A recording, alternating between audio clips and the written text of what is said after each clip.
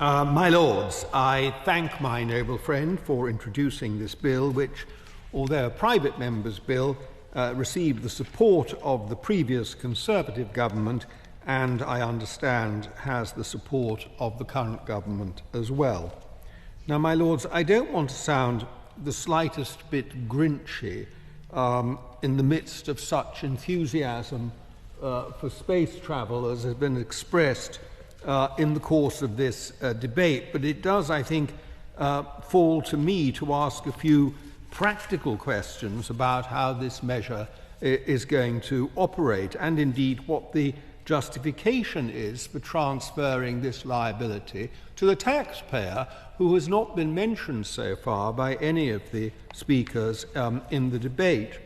On these benches, my Lords, obviously we welcome the prospect of space travel originating in the United Kingdom, and as Conservatives we particularly welcome the fact that private investors are expected to be the driving force behind this programme. That is right and proper. For the large rewards that may flow to private investors are earned because of the risk they assume.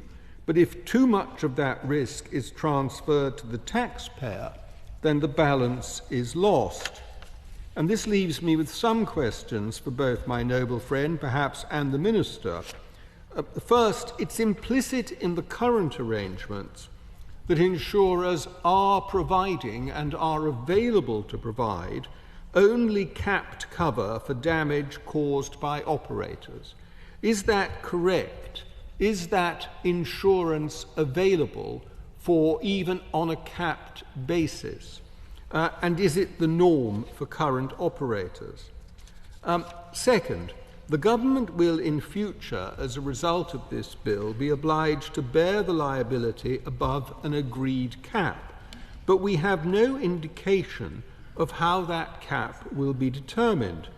How will the government ensure that it's not accepting an excessive or indeed unnecessary amount of risk on behalf of the taxpayer? And will the government charge a fee or a premium for the unlimited risk it is taking on? After all, the arrangement that is proposed is not unusual. I have it in respect of my own motor car. I have an excess that I have to pay myself, and then an unlimited liability passes to the insurer in the event that I cause any damage, but I have to pay quite a chunky premium for that. Will the beneficiaries of this arrangement have to make a payment akin to an insurance premium? Third question is, if an operator can obtain free or nearly free top-up cover from the government, what incentive will he have to maximise cover from the insurance sector? Surely the incentive would be to minimise expensive private insurance and maximise the government's indemnity. And fourth, risk affects not only balance sheets but also behaviour. Someone whose potential loss is fully covered may act more recklessly than someone who has more, if I can use this rather horrible phrase, more skin in the game. Are the government confident that transferring a higher level of risk to the taxpayer will not encourage a more insouciant attitude to safety on the part of operators? I say this with no disrespect to the CAA as the regulator, but they cannot inspect what is going on inside boardroom heads.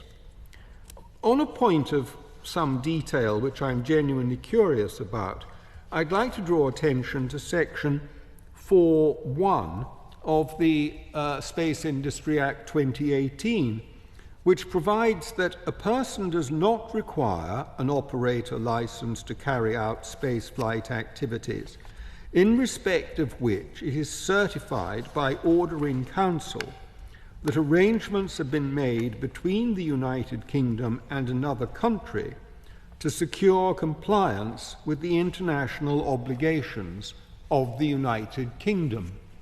So it follows from this that at least theoretically and in certain circumstances there will be operators operating from the United Kingdom who will not have a license because they do not require an operator license under Section 4.1. Now, this bill, the bill before us today, seeks to moderate the current arrangements through the means of the wording of the operator license. But in circumstances where there is no license, it's clear that this bill is going to have no effect.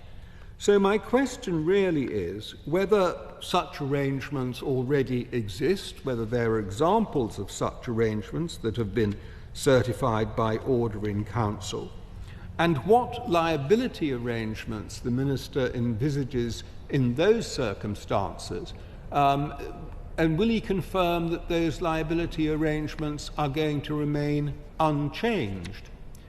Would the matter be different if those arrangements were made with a private company? So let us say it was not, imagine a circumstance, imagine a case.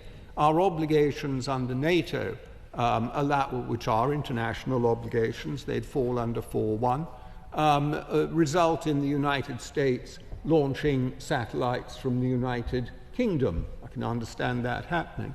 What if the United States were to contract that, say, to Mr. Musk's operation, a very likely possibility? How does the liability work in those cases, and will that change as a result of this bill? If so, how does the government envisage that is in fact going to work? I have other questions I'd like to ask, but I think that's enough for the Minister to be going on with. We mustn't, I mean, the enthusiasm we have for space is tremendous, and I encourage it. I don't expect myself to see it, to see the Earth down there below me, not in my time, but there are younger members of your Lordship's House, no doubt, those some behind me who have that prospect. I wish them well of it, but in the meantime I would simply like to know that we've buttoned down exactly what it is this bill is leading to, and that the taxpayer is not going to be given a large liability that should more properly be borne by those who reap the benefits of space travel, the financial and commercial benefits of space travel.